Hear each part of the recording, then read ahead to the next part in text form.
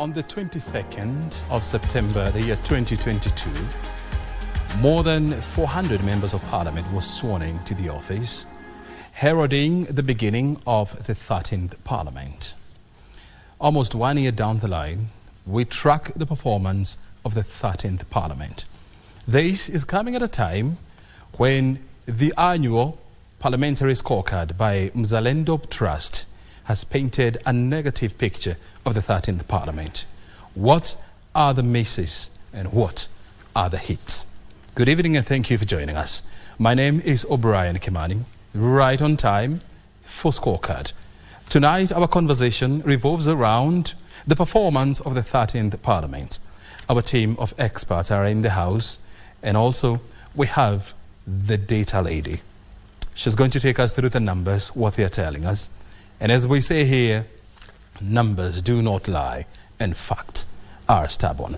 Marie Yambo, you have the statistics, you have the numbers, and of course, you have the voice. What are you telling us tonight? Thank you so much, O'Brien Kimani, and thank you to our viewers back at home for making the time to join us this evening. And just as O'Brien has already alluded to, well, the performance of the 13th Parliament is in question. And that is what we're going to be discussing tonight. Not so much of numbers, but I'll be bringing you the numbers in just a short while.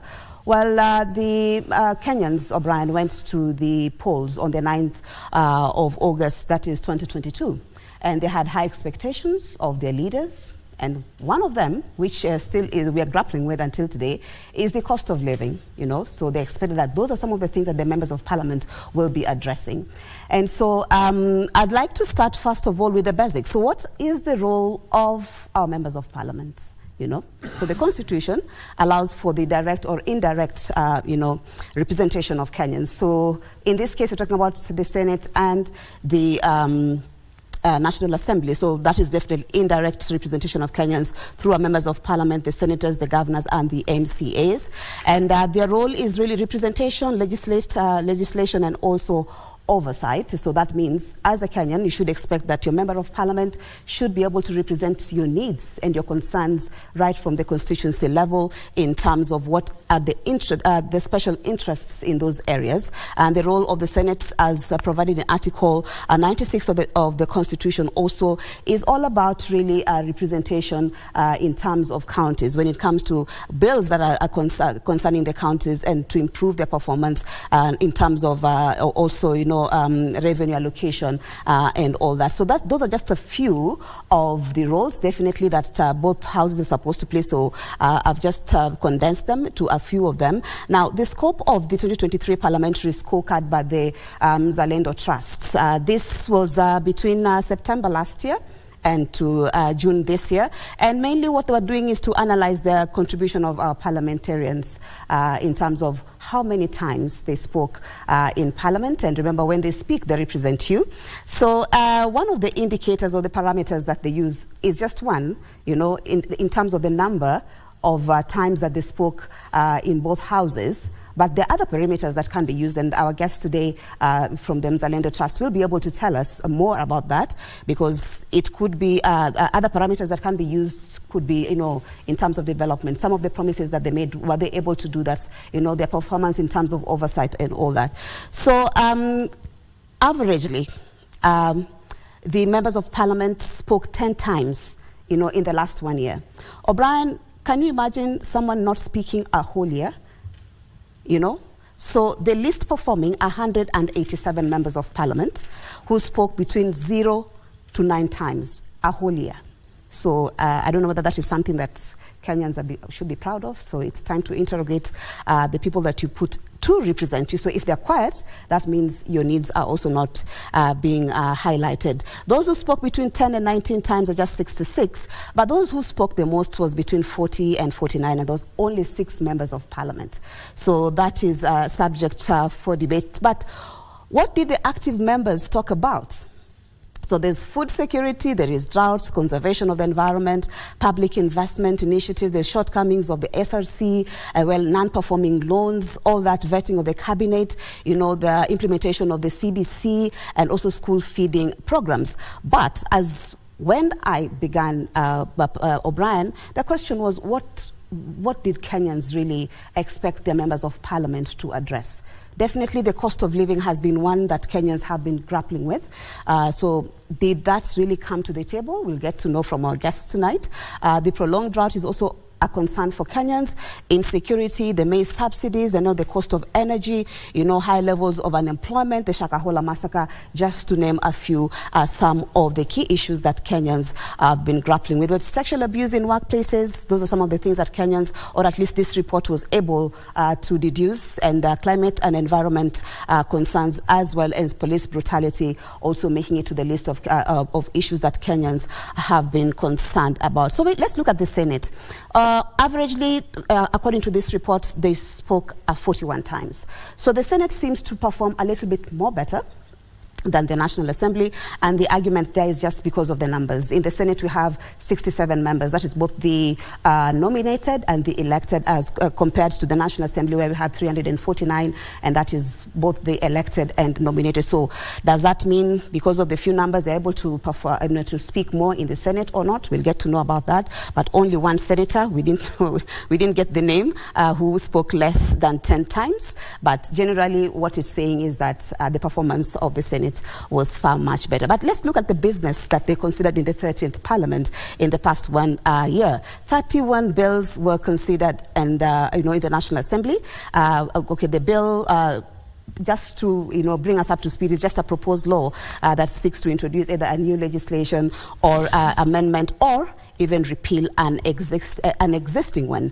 Now, out of the 35, I'll just name a few. The finance bill, this one we are very conversant with. A lot of Kenyans did weigh in on this, and this is the bill, which is an act right now that was to raise the revenue for the 2023-2024 budget that was at 3.6 trillion shillings. There's also the county government additional allocation bill that was passed, and this was just to provide additional revenue to the counties at 43.82 billion shillings, and this was to address the issue of stalled projects in the counties. Also, the Independent Electoral and Boundaries Commission, that electoral reforms is something that Kenyans have been concerned about, and this bill was passed just to review the composition of the IBC selection panel. Again, in the Senate, we have 7 of the bills which have gone through the public participation and to go to the second reading. 15 of them are at the second reading, 5 at committee, and 3 have been passed. And the 3 actually are just the same as what the National Assembly already dealt with, and I've already mentioned the county government additional allocation bill. There's also the independent, the IBC Amendment Bill 2022 that was to alter the composition of the selection panel, and of course the division of revenue bill that was also considered in the Senate. So, Brian, those are some of the House business that the 13th Parliament was able to perform. But our question today is to our viewers, and we hope that you can actually interact with us on Facebook, on Twitter, and we're asking you, has your area member of Parliament performed to your expectation? We want to hear from you. If it's a yes, kindly do explain to us. If it's a no, also explain to us. So thank you so much once again for joining us. O'Brien, it's back to you now to introduce our panel of experts. Well, very good, and thank you very much indeed, Marie Yambo. As always, we appreciate your input and, of course, your boldness when it comes to statistics. Tonight, of course, Marie Yambo has said it all. We just want to look at the performance of the 13th Parliament. And before we proceed, I just want to make, a quick correction. The 13th Parliament was sworn into office on the 8th of September 2022. And how dare me forget that, bearing in mind that I was one of the people who was bringing you live coverage of that event. And of course, there are 349 members of Parliament and 69 senators. So, and their role, according to the Constitution of Kenya, Article 95 and Article 96, is to legislate. Just a minute. Let me get you the right information. The role is to represent, legislate, and oversight. That is the role of the Senate as well as the National Assembly. For the last 9 years, Mzalendo Trust has been releasing what has come to be known as the Parliamentary Scorecard. A ranking of the most talkative members of parliament and the least talkative, the number of bills that have been deliberated and the number of acts that have been passed. And just last week, or last month actually, they released their report for the year 2023. Well, this is a report for the last 9 months, or 8 months actually. And so it's also going to form part of this conversation. It is going to embolden our conversation tonight. And of course, we're not just looking at the parliamentary scorecard by Mzalendo Trust. We're also looking at the bill tracker, which is on the website of both the National Assembly as well as the Senate. So those two are going to help us in this conversation. As always, we have a guest, and tonight we're joined by Lois Mwakamba.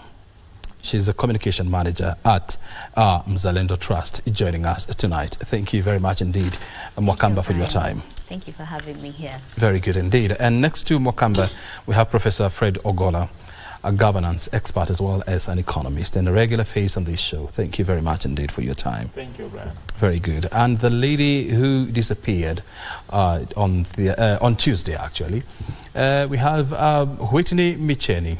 She is a political economist. Micheni, thank you very much indeed for joining us. Would you mind to tell us where you were? Well, thank you, Brian, and also a good evening to your viewers. Thank you for that question. I traveled to the United Arab Emirates last week. I visited the capital, which was Abu Dhabi, and I also went to Dubai for some business, but also for some rest and recovery, and that was much needed. I love your life. Thank you. God's grace. God's grace. Well, thank you very much, and of course, we are glad to have you tonight. I want to first of all to start with Lois Mwakamba. First of all, bring us to speed how you generate the annual parliamentary scorecard and why we should hold that document in the light of truth. Yeah. So like Ms. Yambo mentioned that the scorecard, the way we do it as Mzalendo Trust, we look at the contributions made in plenary, which is just one of the parameters that you can gauge the performance of your member of parliament. And why we chose this approach is because of the 3 roles that you've mentioned: representation, legislation, and oversight. The plenary is kind of the ring where majority of this work happens. So as an MP, you speaking in parliament is very essential because you're able to represent your constituents' interest, whether you're debating a motion, a statement, a bill. You're able to also table legislation that is representative of your constituents' needs. So through you, because power has been delegated to you by the constituents, you're able to front legislation that would be addressing some of these issues they're facing. And thirdly, if you look at for example, the matter of vetting, all of this vetting is done by committees, right? But eventually the reports make it to plenary where members have to vote in agreement or in rejection of said report. So once again, the attendance and they debate and then they vote. Yes, and so the presence of your member of parliament is essential for such things, for them to voice your interest, for them to represent and even negate in some cases where you feel as an MP that a candidate that has been fronted by the executive does not meet the threshold to occupy a certain office. It's important for you to be present and state these facts.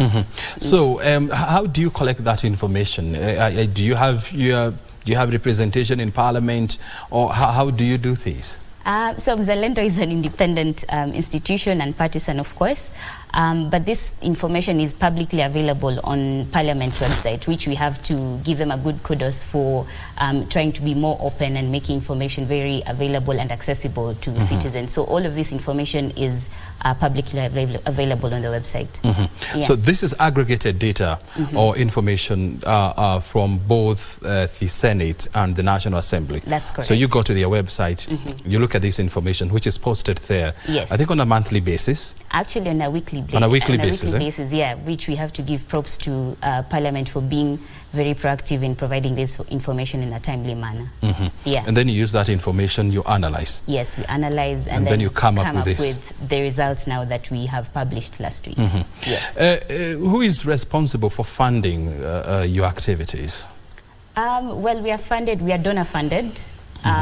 But we like to emphasize that we are non-partisan, and our activities do not lean on any side or favor anyone, and so whatever we put out is very factual, and it's just to serve the citizens' needs, that we are the watchers of the watchdog. Yes. The watchers of the watchdog. Yes. And so the report that you present, it is not altered in any way. It is as it is received or downloaded from the websites of the National Assembly and the Senate. So it's a true reflection of the information that is there. Yes. Very good. I want to hear this from Prof. This report that is generated annually by Mzalendo Trust, I mean, it has been generating a lot of reactions with some members of Parliament, saying that it is not the true reflection of the happenings in Parliament. Do you agree with their sentiments, or is just a way of justifying their business? Yeah, first of all, you know that in any research, there is, as a scholar, there is what is called triangulation. And triangulation is whereby when you have one way to collect data, you need to have other ways to confirm, if you like, the best English is called corroborate, that this data is collected, is self-reporting by Parliament, which is one source, and she says they rely wholly and fully on it. That means that it has what's called threat to validity, validity threat, because it may not be valid, because when our self-report, we tend to be biasly saying a certain report. So maybe there must be another way to verify, and that's why normally we recommend other ways to report. So members of Parliament could be right by looking at the analysis of it, but if they're using the report from Parliament, then they should not be blaming Mzalendo Trust for their report.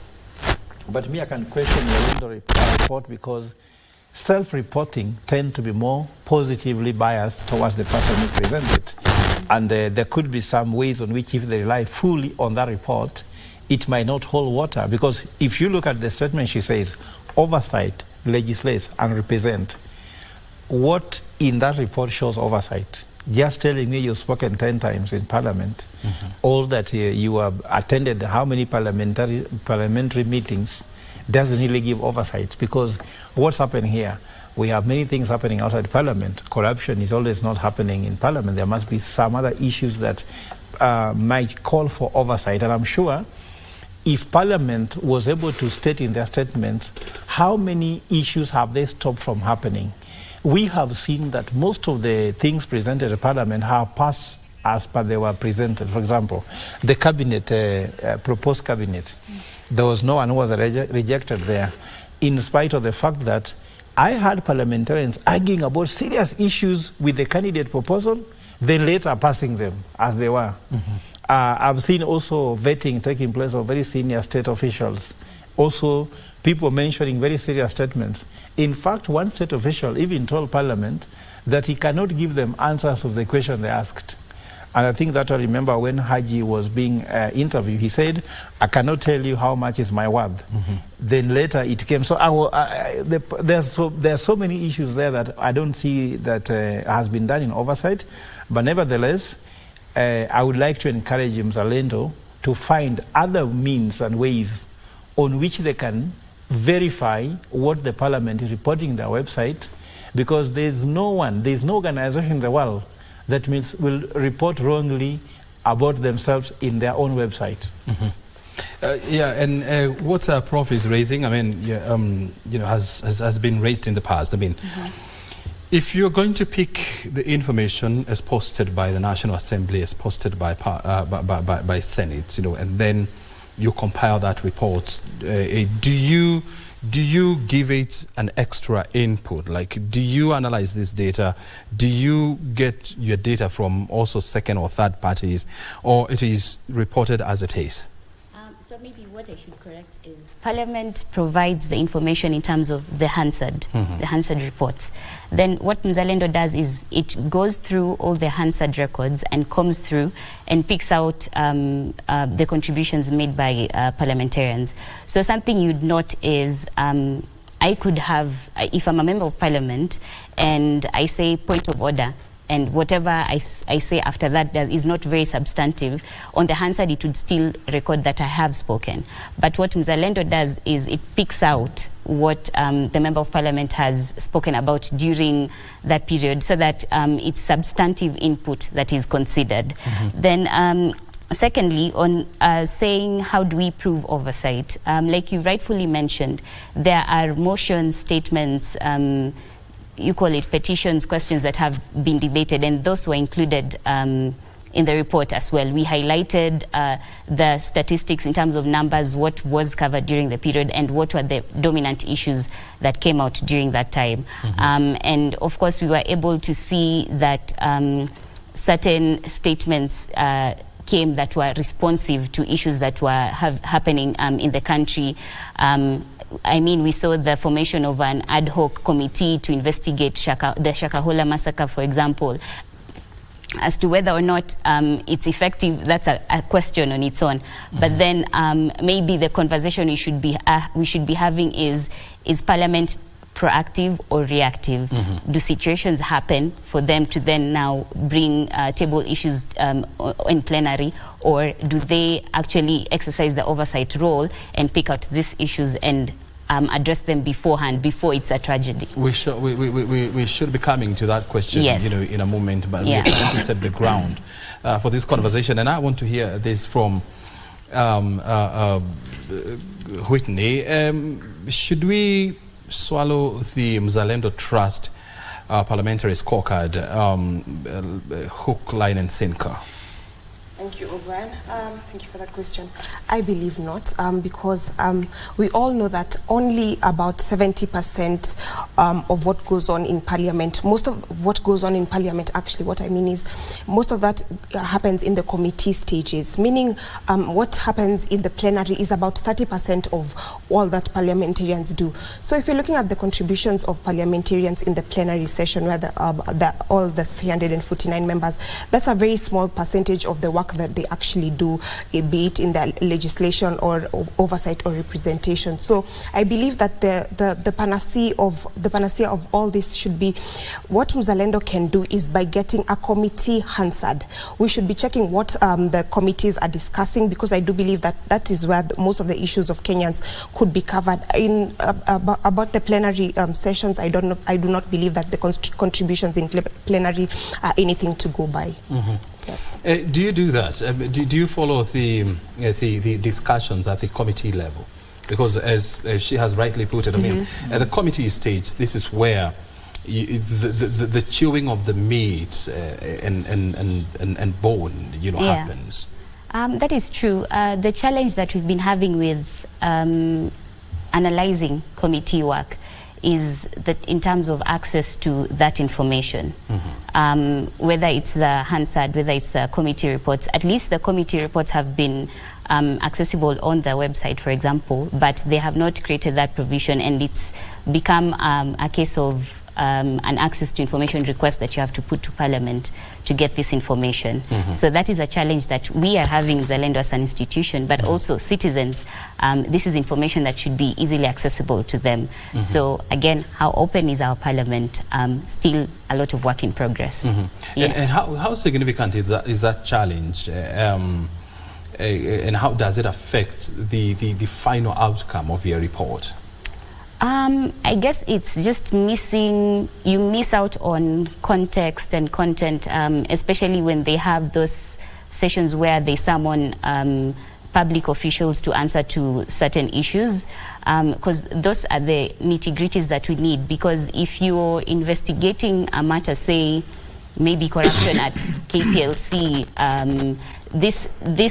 this is the kind of information that Kenyans need, because at the end of the day, if there are culprits that need to be fronted, then this is the information that should be made available.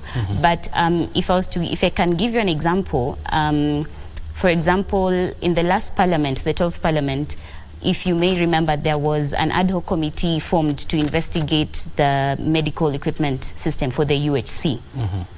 They went for a whole investigation for almost a year plus. Taxpayers' money has been used. They came up with a report. The report was tabled and it was rejected.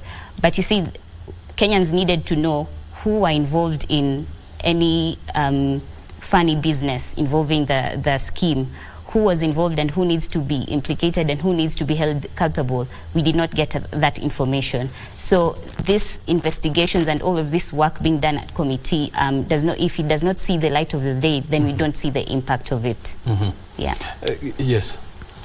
No, I was just, we have so many, especially for the role of parliament, the most important, of course, the three, which are the core mandates, which is legislation, oversight and representation. But I think the issue of oversight is very important. I think Mzalendo Trust would be doing us a great favor by showing us some reports from some oversight committees, be it the public investment committees or the public accounts committees, and there are also other like 4 oversight committees. I think those are the critical issues that Kenyans need to see. But when it comes to plenary contributions, as I've said before, I do believe that that is a very minor part of the business of parliament. Before we go for the break, I want to hear this, Prof. I mean, is it possible that since the parliament was or came into the office, that in the parliament, is it possible that, according to this report by Mzalendo, there are some members of parliament who have never uttered a single word in parliament? Is it possible for that to happen? Yeah, it's highly possible. You can see actually report shows that it is. It's possible that the numbers are huge. Some of them, if you look at it, don't even understand the standing orders. I saw even some other members lecturing other members that we don't have opposition in parliament, we only have majority and minority. You could see them even teaching each other just what are the standing orders. So if you don't know the standing orders, O'Brien, how do you stand and speak? Sometimes you can go to a place you have to learn. So because it's just like 1 year, some of them will start speaking maybe the 3rd year once they have seen how things go on in parliament, and some of them are very new. Remember that. So it's still a learning curve. Yeah, I'm sure, and I'm sure that's why I'm trying to say is that how do people elect some members of parliament who don't even know standing orders? And you just listen to the proceedings. How many often, I'm sure Mzalendo Trust has to record, how many times do the speakers say you are out of order, honorable, you are out of order, honorable? The number of times are just too many. So then if you're in that parliament, you'll be afraid of being called out of order. And if you're out of order all the time, I'm sure once you've been told you're out of order, Mzalendo should not score them for having spoken, because if you're out of order, you have not contributed anything. Very good. I mean, I want you to hold your thoughts there, because we need to take a short break, and then thereafter we should come back with more conversation. You're watching The Scorecard live from Broadcasting House. At O'Brien Kimani is my Twitter handle, at KBC Channel 1, and at KBC or KBC Channel 1 is our Facebook page. You watch this conversation. We're also live streaming on YouTube. So we're taking a short break thereafter. We'll be back with more conversation. Stay right here.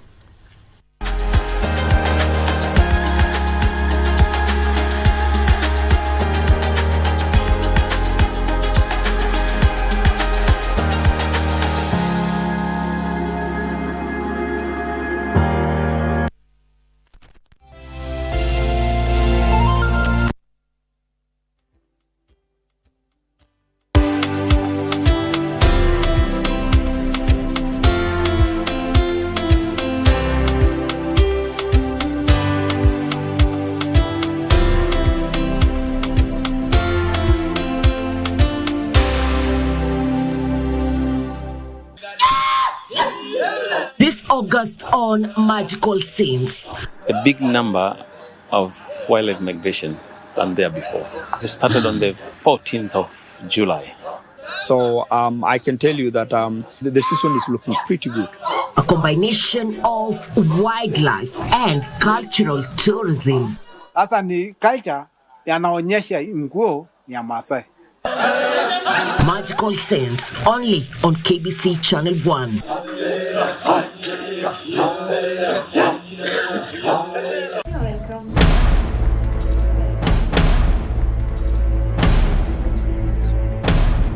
Mimi ni Shamsa, mke wa Zito.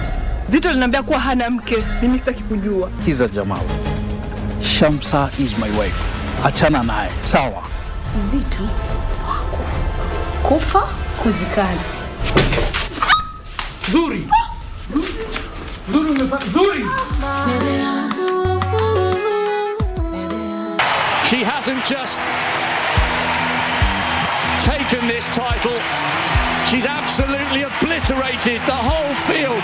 3:52.96. It's a big stage, big names and big expectations. An immersive celebration of athleticism. More than 2,000 athletes from over 200 countries will compete in 49 events. Drawing inspiration from past memorable outings, Team Kenya is looking ahead for a remarkable feat in the forthcoming World Athletics Championship in Budapest, Hungary, in Central Europe. Witness the wonders from Budapest, Hungary on 19th through to the 27th of August, live and exclusive on KBC Channel 1.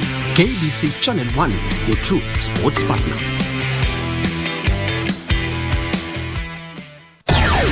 Live from Broadcasting House, Nairobi, Kenya.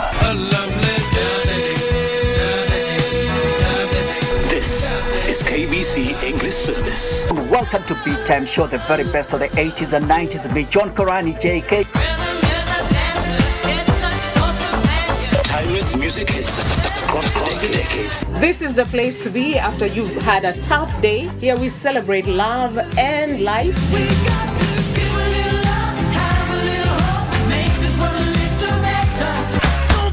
Just watch. The sound of KBC English Service. I'm your host Caroline Wangishi, Carol Gatata Moshero. My name is Geoffrey Mongai. News, information and entertainment. KBC English Service, Kenya's official national radio.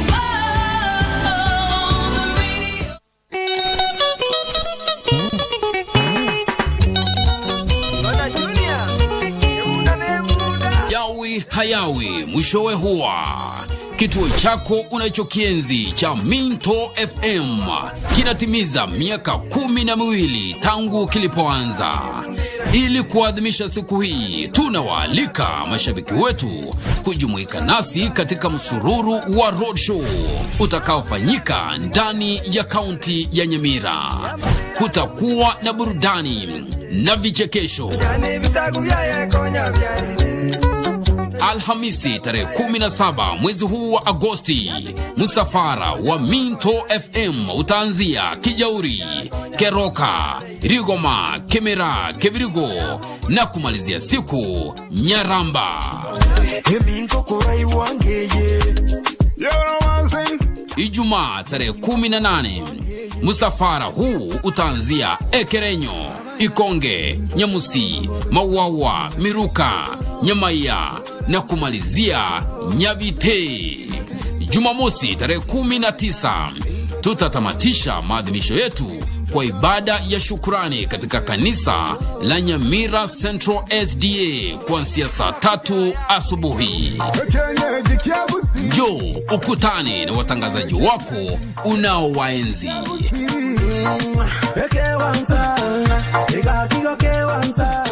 Minto ata 12 Gusi Neyaito.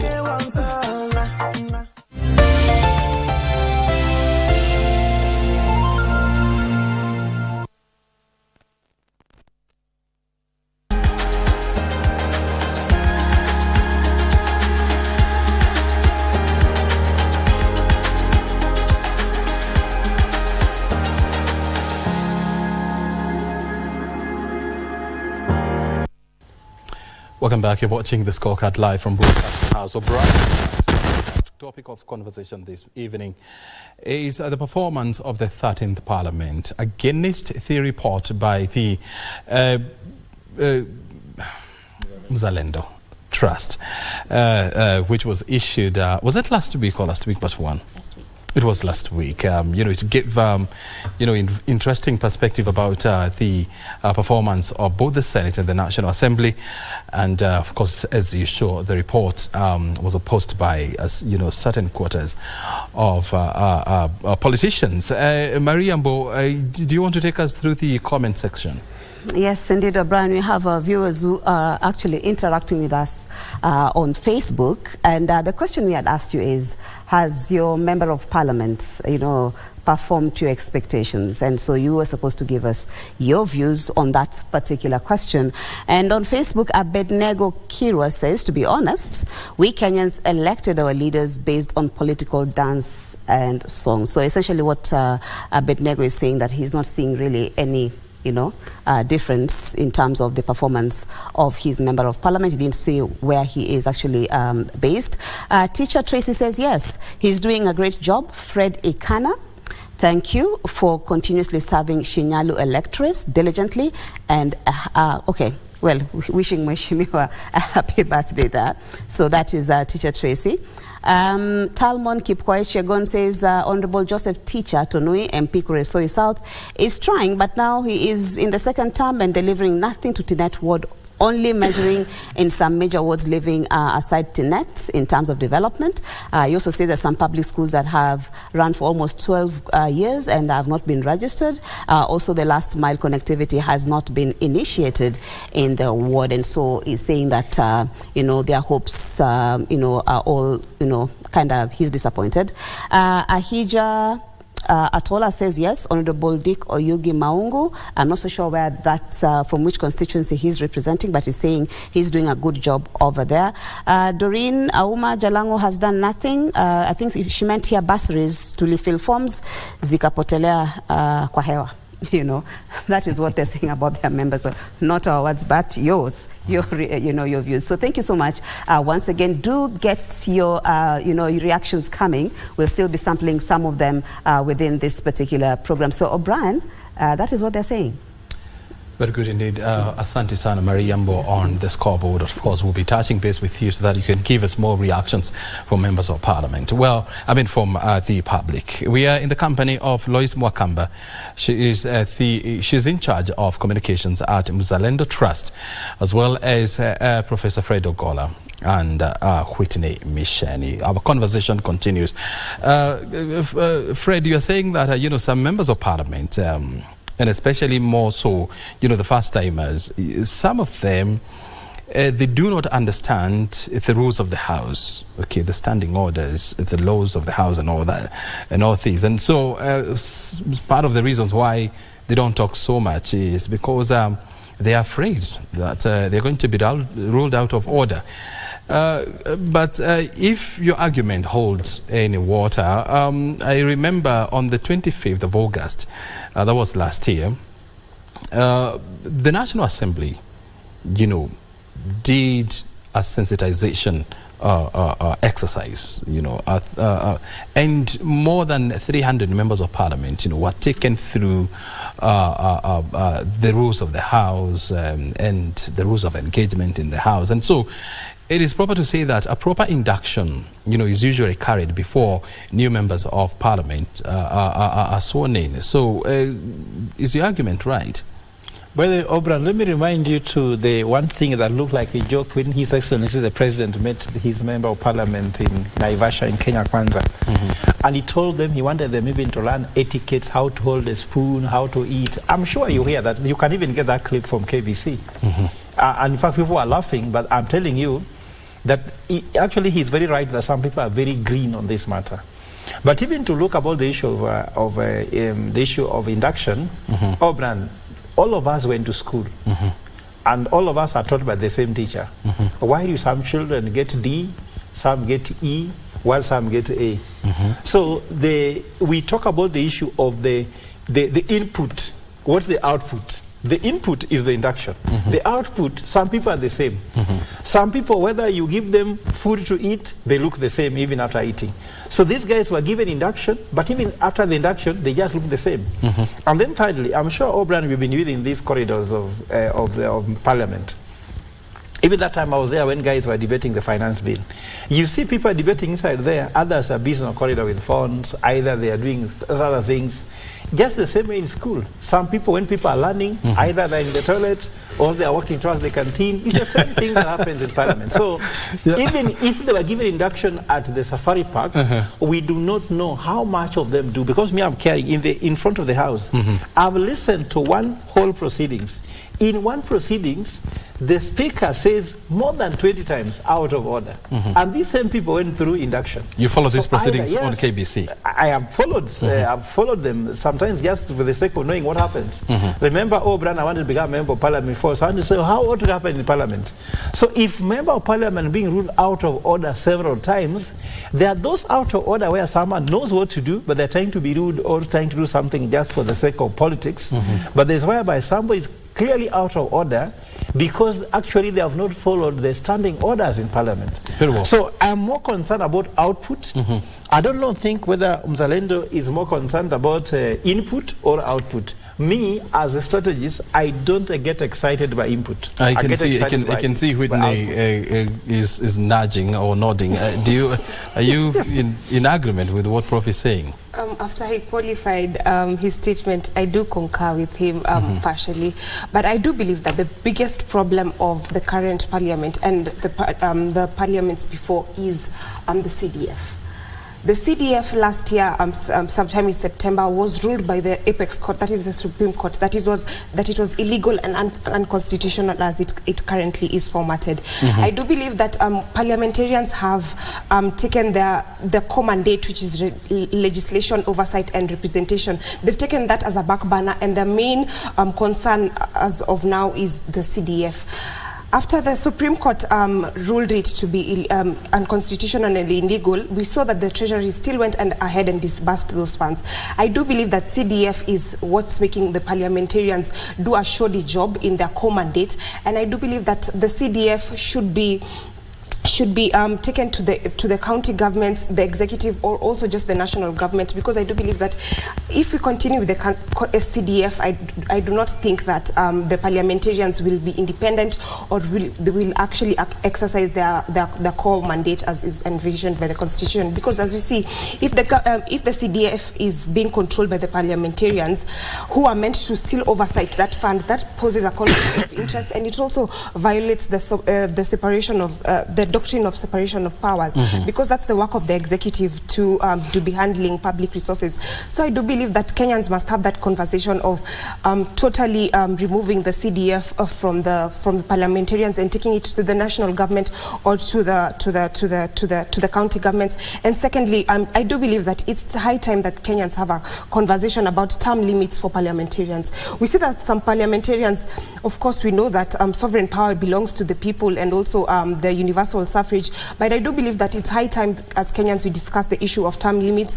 I do believe that some members are constantly re-elected, probably because of using CDF as leverage. But when it comes to substantive issues, be it in the committee stage or the plenary contributions, they're doing a terrible shoddy job. So I think if we continue recycling these parliamentarians just because of CDF and the leverage that they use on it, I think we're doing ourselves a disservice, and I do believe that members of parliament deserve term limits. Yeah. Mwakamba, yes. When you're drafting your report, do you also get time to talk to members of parliament and also get to hear from them what are some of the challenges? Like when you say that a certain member of parliament, did not speak or has not spoken in parliament for the last 8 months. Do you give them a platform to maybe try to understand why they never said anything? If at all they never said anything in Yes, parliament? Absolutely. So that was a big conversation that came up in the previous parliament, where those who are ranked low would say that they are facing a number of challenges, be it that they're very new to parliament compared to experienced members. They don't know how to catch the eye of the speaker. And so what Mzalendo did then and also continues to do now is to work closely with parliament itself to build their capacity, the capacity of members to understand the processes, to even identify opportunities that they can front bills. So it's gone further to being segmented, where we've engaged particularly women MPs, we've engaged youth MPs, and through engaging them as Mzalendo and other non-state actors, like-minded non-state actors, we've been able to even give them ideas on what issues could they table before Parliament, what's a low-hanging fruit that someone could bring before Parliament, so that even by the end of that 5 years, you have something to say that I left a legacy, this is what I contributed. But if you allow me just to address some things that Whitney and Dr. Ogolla mentioned, that whatever they said kind of proves that it's important for members of Parliament to be in plenary and make contributions.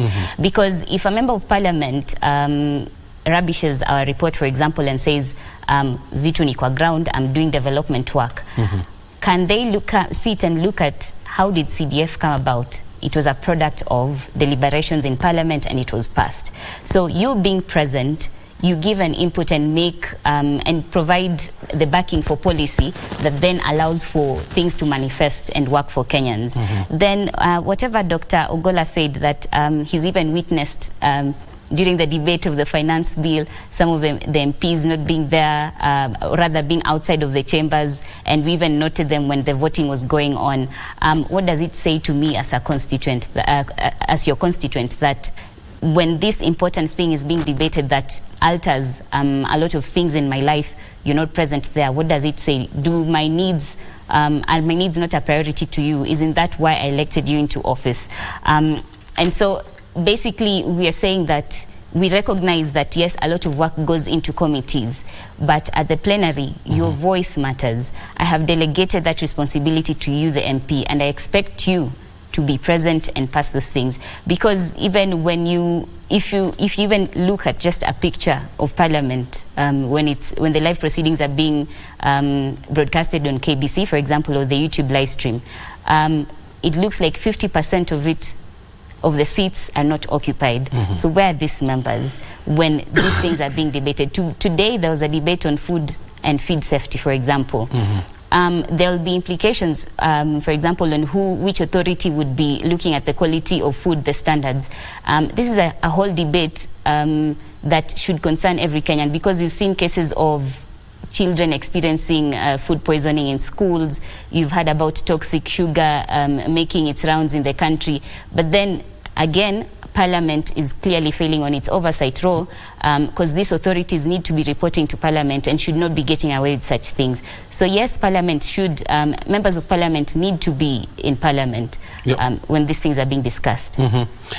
And again, when you look at Parliament, and I want to hear this from Ogolla, bearing in mind that you harbored in the past some political interest.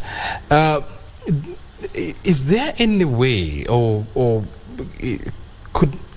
is it possible to have favoritism in Parliament in terms of, giving preferential treatment to some members of Parliament over the others? Like, is it possible for you to see, like, there are certain members of Parliament who attract the eye of the Speaker more than the others? First of all, I don't think this has been you can say it with evidence that is the case, but all of us, we have always had some members of Parliament complaining that there are some ruling them out of order, or asking them to walk out of the house, or not giving the chance to talk has been there, but I don't think there's any deliberate thing. I see these parliamentarians to be really friendly when they're in Parliament. And I even see sometimes, for example, if the Speaker, because the Speaker seat continue moving from one person to the other, sometimes you can even find somebody from another, let's say not the Speaker himself, but somebody representing the Speaker sharing, and I think there must be certain ways in which they do it. I think we cannot say overwhelmingly that can be a reason why someone can say, I have not been speaking because the Speaker has not been given a chance to speak. I think that's very rare, and I think that there's no legitimate claim around it. Nevertheless, whenever some things are very tough, there are moments when the Speaker sometimes comes in and says, no, so-and-so, you have to walk out. So maybe that's where people can spot bias, but I don't see it. But for me, the main bias that took place was that when Moses Wetangula, as elected speaker, ruled out that Azimio was not a political party and that they could not be majority in parliament, and they were using the parties like ODM and the rest to declare Azimio versus Kenya Kwanza, then Azimio was not majority. That was not Solomonic ruling, and I think that was a very big mistake that he made. And that is water under the bridge. Yes, and through the eyes of the public, some people lost so that the perception was that the parliament lost legitimacy at that very thing. And then after that, the subsequent thing they approved. There was issues with some members of the cabinet. It was approved as it was. There were some people who suggested that people find that there are so many reservations to serve in state offices. They just pass are there. We have never seen a situation whereby Parliament actually oversighted executive, because if any decision, proposal from the executive is passed, then they are not oversighting the executive. And I'm looking at the word oversighting. You know, oversighting has two words which are opposite. There's oversight to mean that you didn't actually were not keen enough. But there's oversight that you have to prevent. So on the preventive measures, we have not seen, for example, look at the issue of the data protection. They were coming up to set up something after it has happened now, while when was leaving. So the issue of oversighting, there's a time when Parliament used to even, what you call whistleblow. I remember the Artur Sargsyan and Margayan, those things were being, they were pointing out some things before they happened. But here, once people's iris has been collected, now you're telling us you're setting up a commission of inquiry, and they are now not here anymore. And the data has been captured already. So oversight doesn't mean you don't see and react later. Because there's oversight where you need to see before they happen. And then secondly, for me, I'll be looking at has corruption in public sector reduced because of Parliament? For me, those are important variables. Those are important. Another variable is, have people been able to access more education? For the time when, I'm sure when there was this kind of the drought, the saying drought, was there anything Parliament passed to mitigate these issues? Now guys are talking about the education. Now guys are complaining that the executive has defunded education and came with the metrics you can't understand. I don't know, people with extreme need, people who are needy, more needy. It's not clear, and even the process of applying for it. Has Parliament come up with a way on which this can be explicated? For me, this could be oversight, but if the Parliament has become friendly, just almost too friendly to the executive, then they should actually look at how are they going to be seen as the voice of the people. Very well. I want to hear this from Wakamba.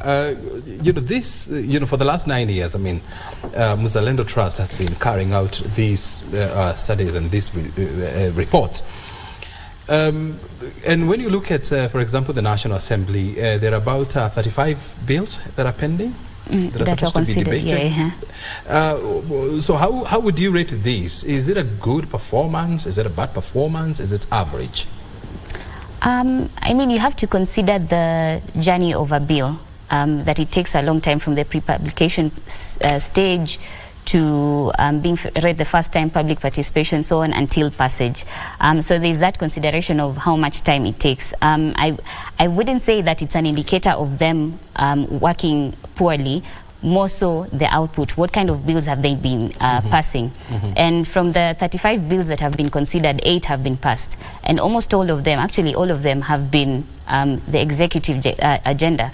I mean, you have the finance bill. The government has to figure out a way to raise revenues. You have the division of revenue bill.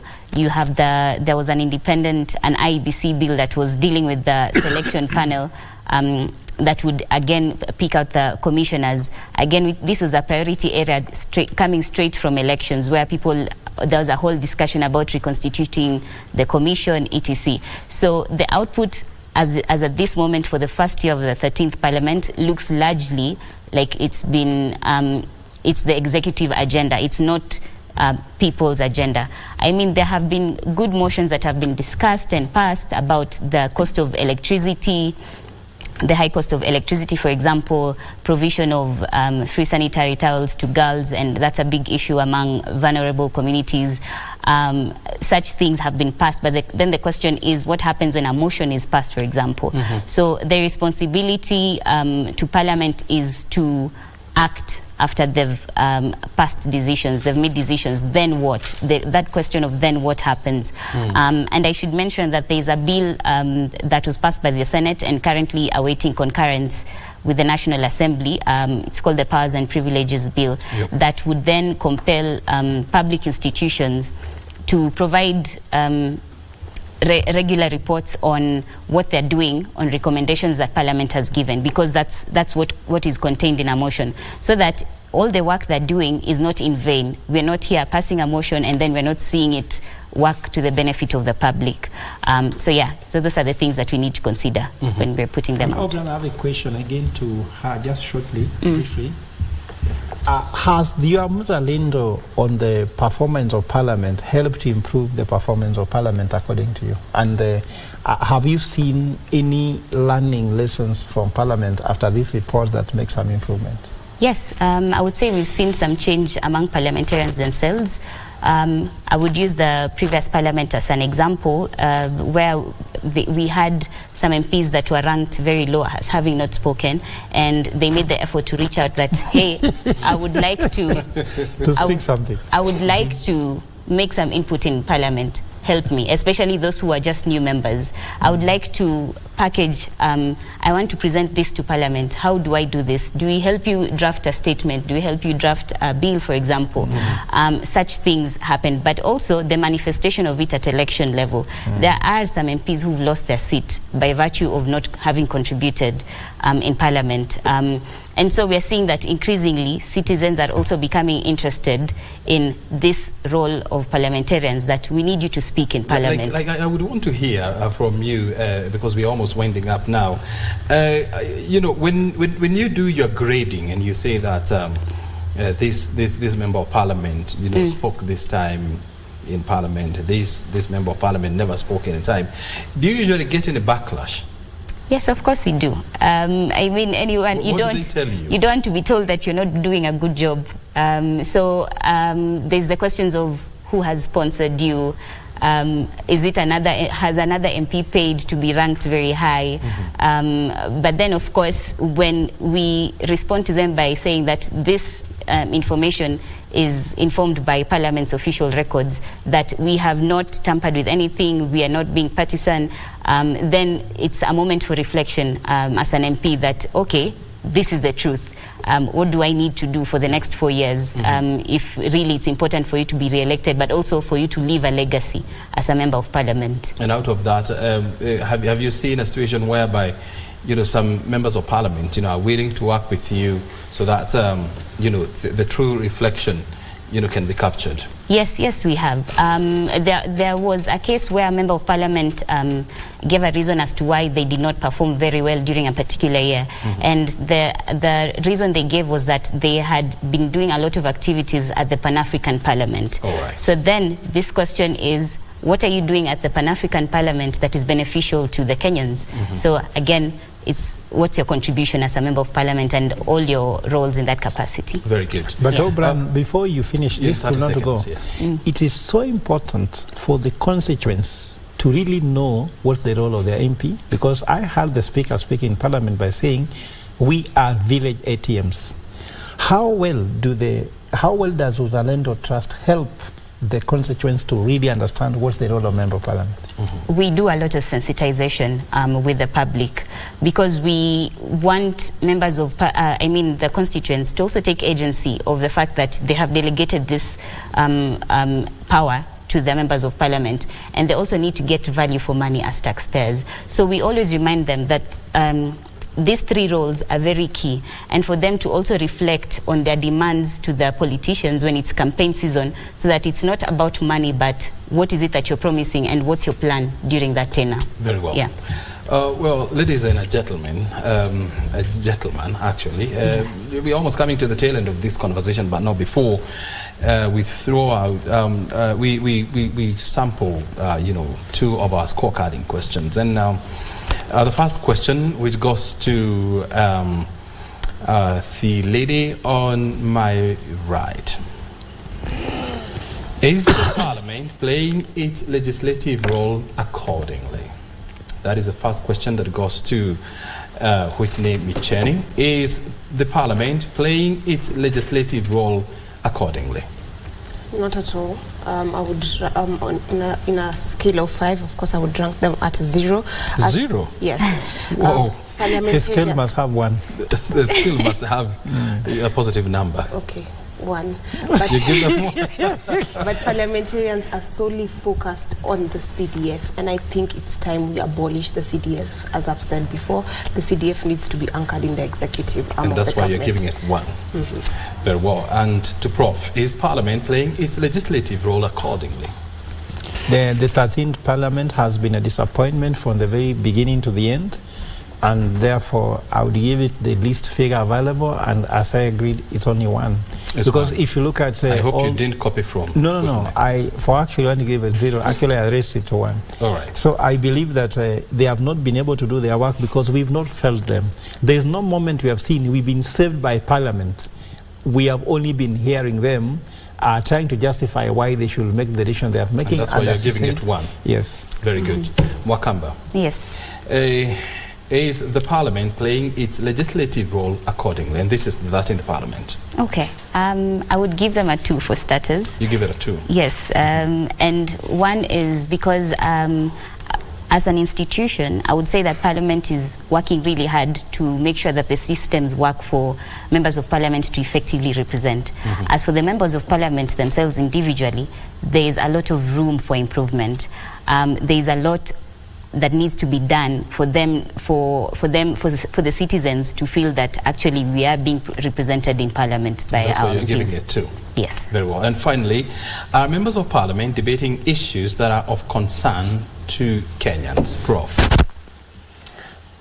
Well, that is true because they actually, the way Parliament does business is really collecting issues that are really for people. That's the issue. Whether they are making the right decision about them, another story. So I'd give them a 2 on that. You give it a 2, which is an improvement from the 1 that you give them. Yeah, because they do debate issues that are concerned about people. Whether they make the right decision or not, that's another story. Very good. This is now to you, Whitney. Are members of Parliament debating issues that are of concern to Kenyans? I would give them 1. They're debating, but when you look at the follow-ups of some, probably like when they're discussing the cost of energy or the cost of food, all those things, they just debate them, but it ends at debating. They do not pass any policies. They do not implement anything. So I think this legislature is a pure disappointment. I would give them the least rank available, which is 1. Yes. All right. Today you're talking about 1s. What about Mwakamba? Do I think they're debating issues of concern? Yes, they are, but it's not reflecting in the vote like Dr. Ogola has said. So would it be valuable that you have debated but not voted in a way that makes sense? Not really. So, yeah, 1. You give it 1? Yeah. Very good. So it's a 1, it's a 2, and it's a 1. And it was a 2, a 1, and a 1. That is how we are closing it up. Marie, do you have any comments from the public? Indeed, Brian, quite a number of comments, but unfortunately not be able to sample all of them. But I'll mention a few. Jared Mai Kefa on Facebook says, the question we asked you, has your member of Parliament, delivered according to your expectation?